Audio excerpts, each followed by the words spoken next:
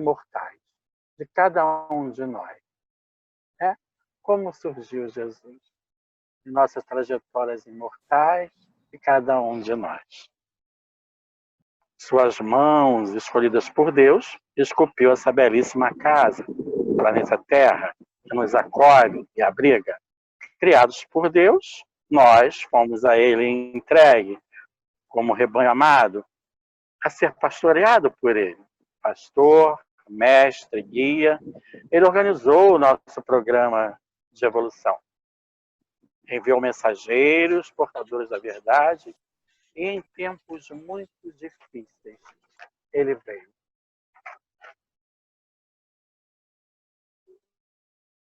Inicia na manjedoura Jesus o seu primeiro ensinamento.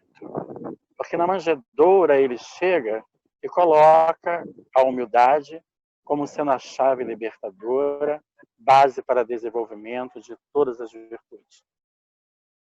E que é precisa ser, a humildade ela precisa ser desenvolvida. Nós precisamos trabalhar isso. E é a base para que a gente possa vir a ter depois qualquer uma outra ação que seja do bem, do amor. Né? E aí nós vamos chegar em Jesus no momento do saber. O Espírito puro recebeu de Deus a incumbência de esculpir essa casa lindíssima que é o planeta Terra.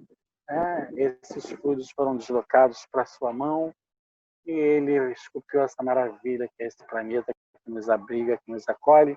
Então, é um espírito que já colocado na condição de pastor tem a capacidade pelo saber de fazer isso. E ele chegou com o saber e não destruiu a lei. Não destruiu a lei. Cumpriu a lei dos homens e nos apresentou a lei divina. Nos apresentou a lei divina e nos convocou, ao apresentar a lei divina, a ser. Né? E ser ele sempre foi. O que ele pregou, o que ele prega, o que ele falou, o que ele fez, ele faz. Ele disse, fez, exemplificou e mostrou a verdade naquele movimento dele entre nós, que continua sendo o mesmo movimento até hoje. E nesse movimento a gente vai ter uma reflexão a fazer. Saber e ser. Né? A parte de abertura aberta, se soubéssemos sinceramente do que ela trataria, ela nos dá esse toque, né? Da gente se esforçar para estar seguindo com ele, para usar o que ele nos passa de referência, de informação, porque usando o saber para nos atender, seremos realmente beneficiados, porque o que ele ensina é para a cura. E aí a gente chegou exatamente nesse ponto, que é o ponto da cura. Né? Nesse ponto da cura, Jesus vai ter uma movimentação e vai movimentar com o fluido. E para movimentar com o fluido, ele fez em algum momento um trabalho de transferência para nós da informação correta do orar, né?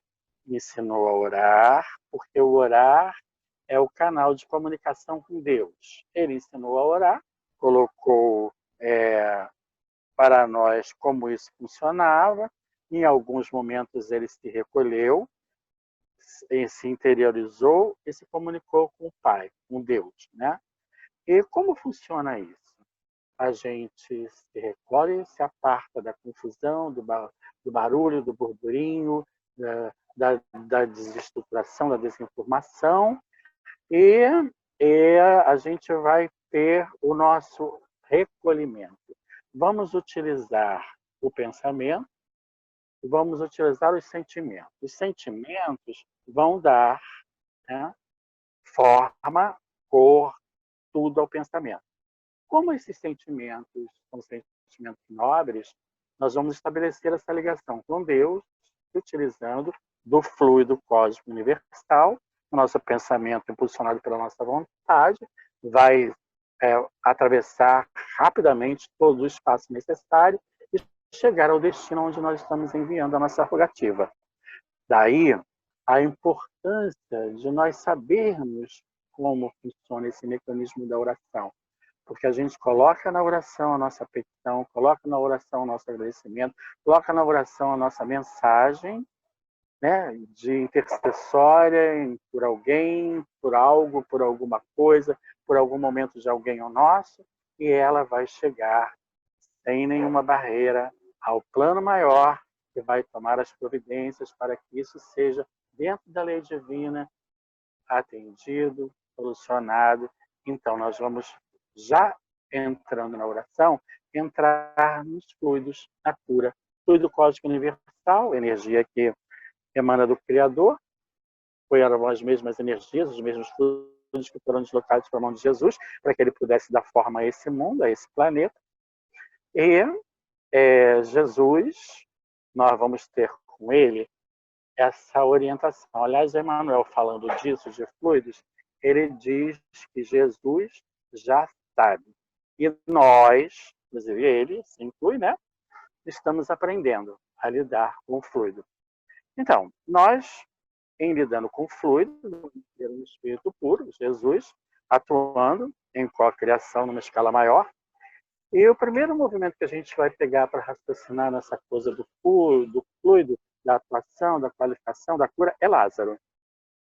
Lázaro tem restaurado toda a circulação do fluido animalizado que vai facilitar e ajudar a que ele retome o controle do corpo físico, instrumento de trabalho, ferramenta de progresso do ser imortal enquanto encarnado. E ali, o que faz Jesus? Jesus transfere para ele uma quantidade, uma qualidade de fluidos qualificado, né? Vai restaurar o funcionamento do seu corpo físico e do seu perispírito. Então, nós vamos, aproveitando esse mesmo movimento aí, ir para a mulher hemorroíça, porque Jesus intencionalmente quis curar Lázaro, né? Quis restaurar o funcionamento do corpo do Lázaro. Mas a mulher hemorroíça, ele não tinha não estava voltado para esse ato, para essa ação, para esse fato. Não sabia da existência da mulher hemorroíça, né? Então, ele vai, mas ela o busca, né? E acaba tocando na veste dele. E não porque ela tocou na veste que ela ficou curada daquele sangramento. Foi a transferência que ela fez para ela. Ela fez essa atração, ela buscou como pensamento esse fluido. Ele registrou o deslocamento do fluido e diz: de mim saiu virtude, alguém me tocou, quem me tocou? E os discípulos que estavam ali naquele momento, muita gente em volta, diz, mas como a gente vai saber, né? Mas esse é um ensinamento importante. O nosso pensamento atrai para nós o fluido.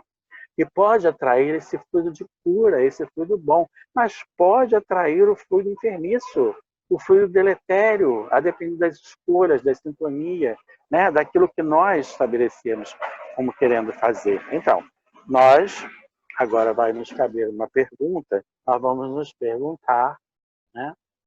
Fluidos, né? O que nós estamos fazendo com os fluidos? Atuamos sobre fluidos? Sim, sempre. O espírito imortal, na sua origem, ele é neutro. A neutralidade permite a ação dos espíritos sobre os fluidos. E os espíritos, nós, utilizando o pensamento, vontade, vamos atuar sobre os fluidos. Se esse pensamento é nobre, se essa vontade é nobre, se essa coisa é do bem, é do amor, essa atuação é livre. Se ela é do mal, ela é limitada, né? Como dizem os espíritos amigos, quem pode mais, pode menos, mas quem pode menos, não pode mais. Então, nós vamos ter a atuação nossa sobre o fluido. E esse fluido neutro pode ser desqualificado ou qualificado. Nós vamos fazer uma exemplificação simples. O uso de bebidas alcoólicas. Bebidas alcoólicas são lícitas porque não são penalizadas pela lei nossa dos homens, mas ela é uma droga e não é lícita para o espírito. Nós, estudando os efeitos da bebida alcoólica utilizada usualmente, inicialmente, depois criando dependência química do corpo físico e permanecendo essa dependência química no corpo espiritual. Nós temos um exemplo disso no livro Sexo e Destino, de André Luiz, quando os obsessores, os espíritos desencarnados obsessores, estão dentro da casa e chegam junto desse encarnado, que está intermediando a obsessão, e um diz para ele: eu quero beber. Estou com sede, eu quero beber, eu preciso beber. E ele, então, vai para uma garrafa de uísque, e o espírito fica sorvendo ali os miasmas dele, bebendo, e quando esse sai, o outro encosta, e quando ele vê, uma garrafa de uísque foi consumida durante uma manhã. Né? Então, nós temos na bebida alcoólica uma porta aberta para a obsessão. E quando o uso da bebida alcoólica se faz de forma continuada, estabelece a dependência e essa atração atrai para nós, nessa desqualificação do fluido que nós estamos fazendo, os espíritos infelizes que estão, embora às vezes no plano espiritual, também com a mesma dificuldade, sofrendo. Então, nossas ações sobre o fluido, falamos dessa questão da obsessão, vai estabelecer esse canal de obsessão ou não, né? Nós vamos estar cedendo fluidos a espíritos infelizes se escolhermos caminhos infelizes, né? É preciso que a gente tenha, assim, vigilância. Sim, vamos vigiar, porque o nosso pensamento atua sobre o fluido e desqualifica ou qualifica o fluido. O que nós estamos buscando nesse momento? Buscando nesse momento melhorar esse fluido, né? É um momento que nós estamos vivendo que a gente está precisando qualificar o fluido à nossa volta, precisando qualificar o fluido à volta daqueles que nos cercam, precisando nos emanar mesmo, né? A oração é a porta, porque nós vamos reunir pensamentos e corações com sentimentos novos, uma oração coletiva, e essa oração vai partir essa oração e vai trazer para nós as vibrações de paz e de amor que nós estamos buscando. E aí nós vamos fazer uma viagem de volta, porque não existia outra humanidade aqui, quando Jesus esteve entre nós. Nós vamos fazer uma viagem de volta, e na nossa viagem de volta, nós vamos nos encontrar com Saulo de Tarso. Saulo de Tarso, sectarismo, né? Era o dono da verdade, era uma personalidade respeitadíssima, né, entre os doutores. Era uma criatura que mostrava um conhecimento, admitia a existência de Deus, né? Mas ele tinha segmentos, conceitos que eram determinados como estabelecidos. Vai surgindo o cristianismo, a mensagem da Boa Nova de Jesus, e ele se coloca contra esta Boa Nova. Né? Um dos primeiros grandes lapidados mártires foi Estevão, e que foi por conta da ação dele, Saulo.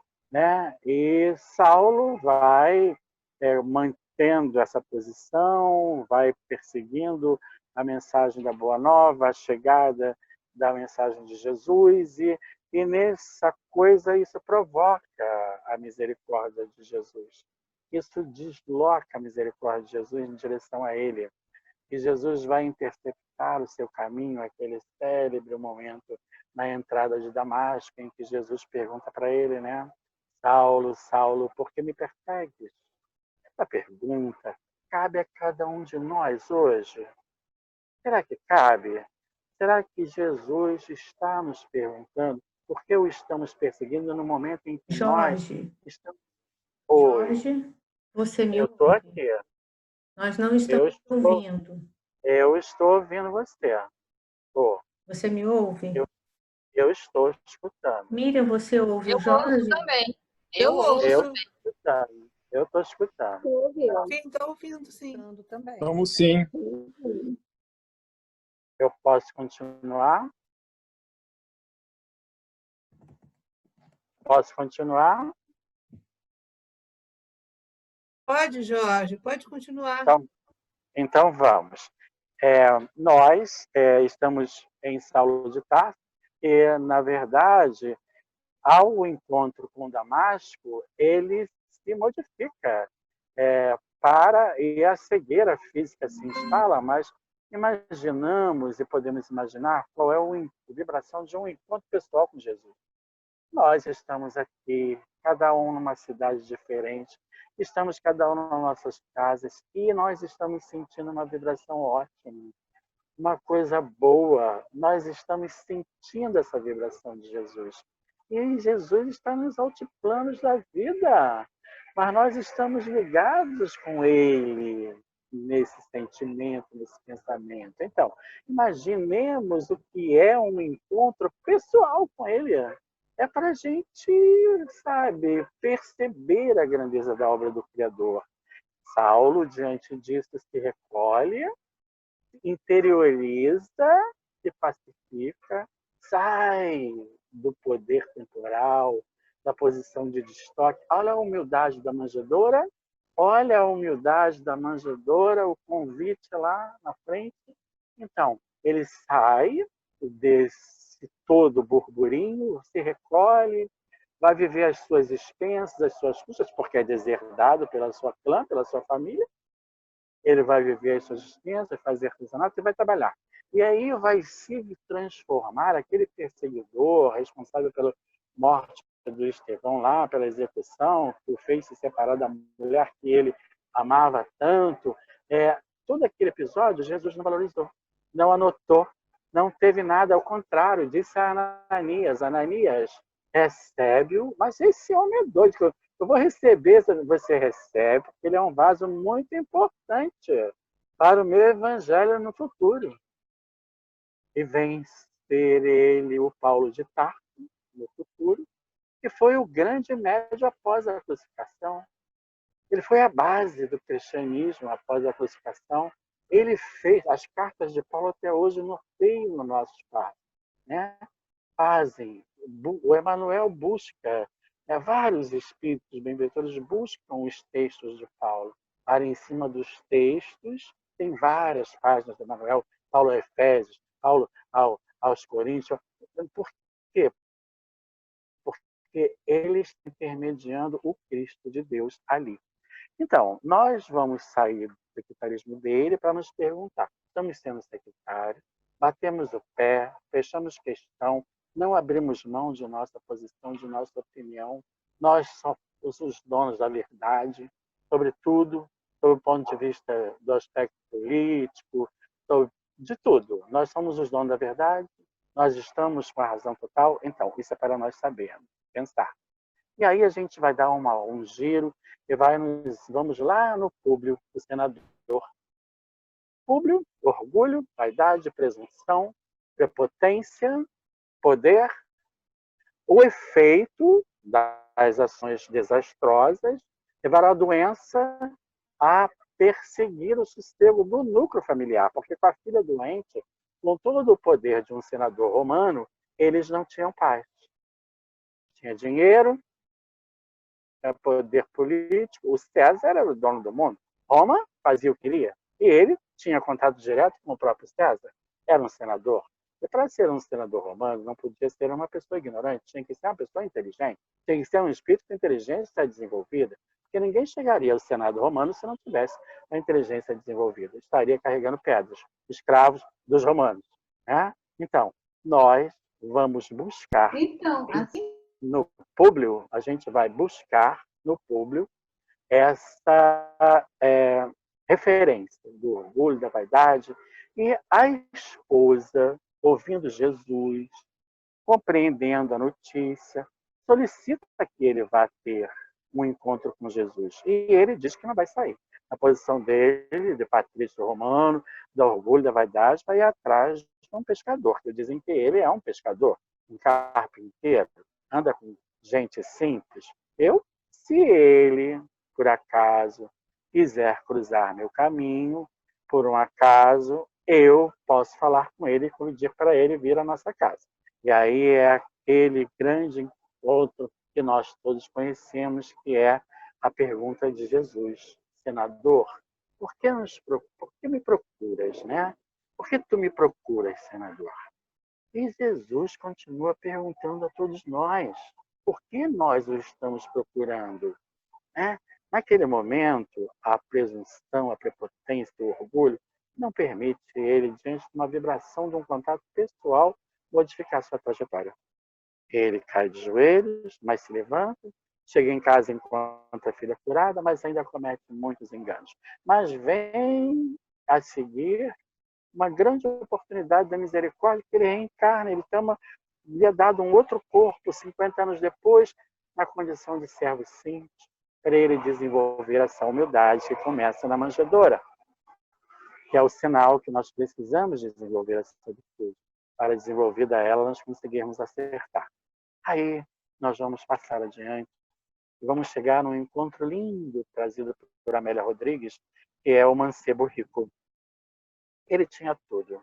Tinha um belo porte, boa aparência, dinheiro, tinha conquistado muitas vitórias em competições, e seu coração se abre e ele busca Jesus para seguir o mestre. E Jesus pede a ele, então, que ele se desfaça de tudo aquilo dos bens materiais e siga, né, a ele. Mas aí ele pede a Jesus. Ele ainda tinha uma última competição que ele queria fazer. Ele queria ganhar mais um título apegado, né? Então, Jesus continua dizendo a ele que ele viesse, mas ele vai para a competição. E Amélia Rodrigues nos conta que na competição ele cai da biga, pisoteado pelos animais, pelos cavalos, e a morte chega. E ele, então, vai ter essa desencarnação ali, naquele momento, naquele acidente. Mas ela descreve para nós uma coisa linda, que quando ele está desencarnando lá, naquele momento, ele vê duas mãos estendidas para ele, dizendo a ele: vem, agora vem comigo. É esse amor incondicional de Jesus que nós precisamos desenvolver, embora o outro não tenha atendido às nossas rogativas, à nossa solicitação, à nossa orientação. Nós vamos nos negar a recebê-lo? Vamos nos negar a estar com ele? Vamos negar as nossas orações, a nossa interferência, para que ele venha a estar se melhorando? É preciso a gente copiar Jesus. Ele é exemplo e modelo. E com toda certeza que o mancebo rico foi acolhido no plano espiritual com todo esse carinho. E aí, nós vamos chegar em Judas. Judas, no processo obsessivo que culminou com a crucificação de Jesus, né? Que foi um processo obsessivo coletivo, eles todos falharam. Judas foi um dos móveis e nós atribuímos por estudos de historiadores a causa principal da crucificação de Jesus como sendo Judas, o traidor, né? Então, Judas, após a crucificação, aquilo tudo se consumar e Jesus ser colocado na cruz, aquilo tudo, Judas partiu para o suicídio. E, após o suicídio, foi estar num lugar de sofrimento, de dor, de angústia, né? E, então, nós vamos, então, buscar um encontro de Jesus com Magdala após a crucificação, próximo ao sepulcro, quando ele diz para ela, Magdala: mulher, por quem és, não me toque, porque ainda não fui ao Pai banhar-me de luz. Mas, Senhor, onde estivestes? E ele então relata o encontro com Judas nesse momento. Ele foi buscar Judas, encontrar Judas, para socorrer Judas e ajudá-lo a sair daquela situação de desgraça. E depois nós vamos ter a notícia de Judas trabalhando, ajudando a França, a preparação para a chegada do Consolador, na grande figura de Joana d'Arc. E o que comprova a nossa mortalidade, a possibilidade, porque Jesus buscou após o suicídio, porque todos nós podemos recomeçar, todos nós podemos transformar, todos nós podemos mudar tudo isso e fazer muito melhor.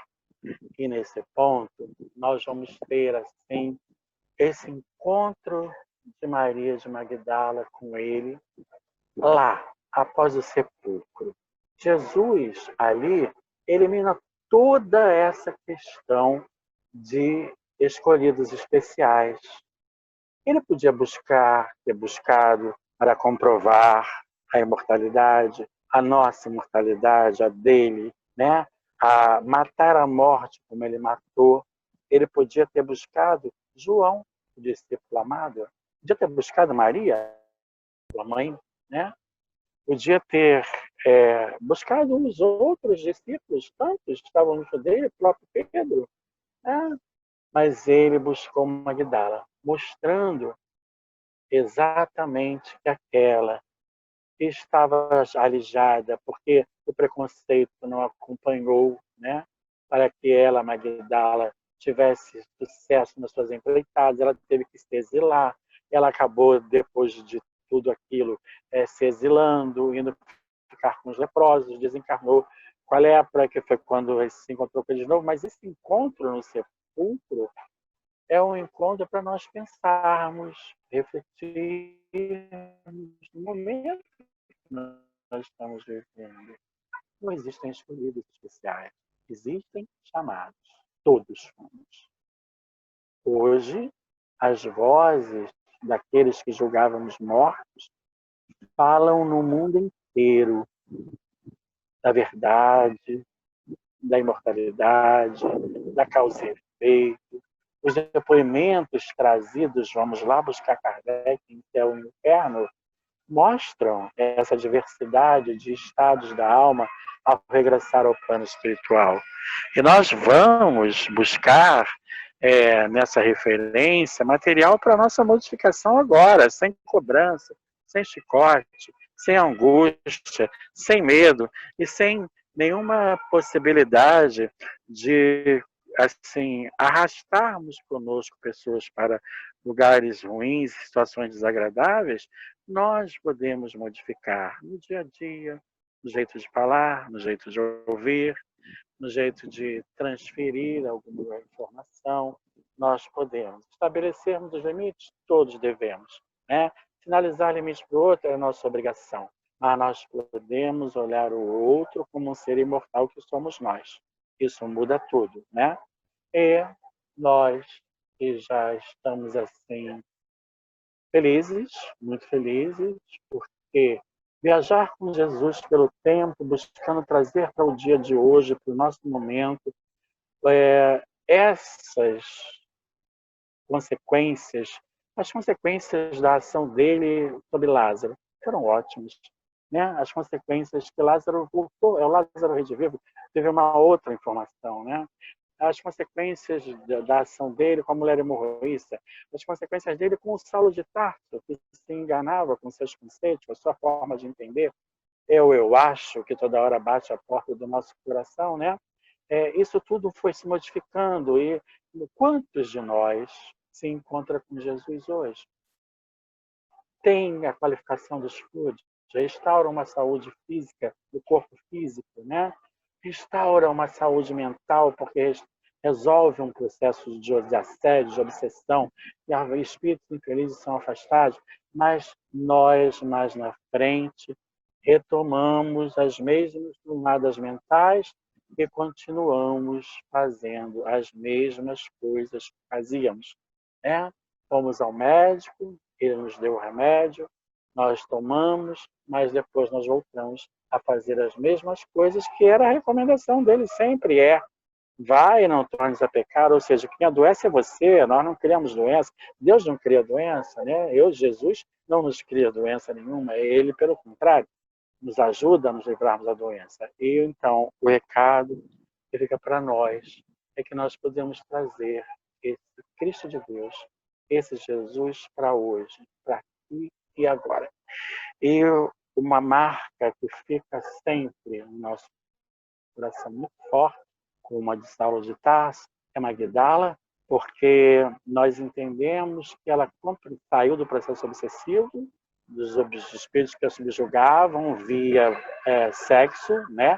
Via energia sexual mal utilizada, saiu do processo de engano da posse dos bens temporais e, assim, envolvida nessa confusão, nós vamos ver Magdala. A gente diz que ela reencarnou no mesmo corpo, né? Deu uma guinada, deixou tudo isso e se entregou diretamente ao trabalho do bem, ao amor, construindo a sua vida futura, retornando para nós em outras encarnações, como Madre Teresa, por exemplo, um exemplo tão próximo desse trabalho todo de amor. E essa possibilidade não é exclusiva de nenhuma dessas personalidades que nós chamamos personalidade do Evangelho. Todos nós somos personalidades do Evangelho. E todos nós podemos nos envolver em Jesus e seguir os seus passos. E, agradecidos, nós vamos dizer: o amor cobre a multidão dos pecados. Eu estarei ao teu lado, te espero na casa do Pai.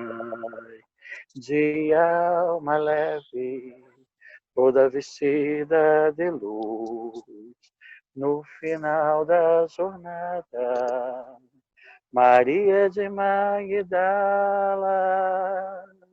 encontra o Mestre Jesus. Ao amor cobre a multidão dos pecados. Eu estarei ao teu lado, te espero na casa do Pai. De alma leve, toda vestida de luz, no final da jornada, Maria de Magdala encontra o Mestre Jesus. Jesus nos abençoe a todos. Seja de gratidão os sentimentos que saem agora dos nossos corações. Muita paz.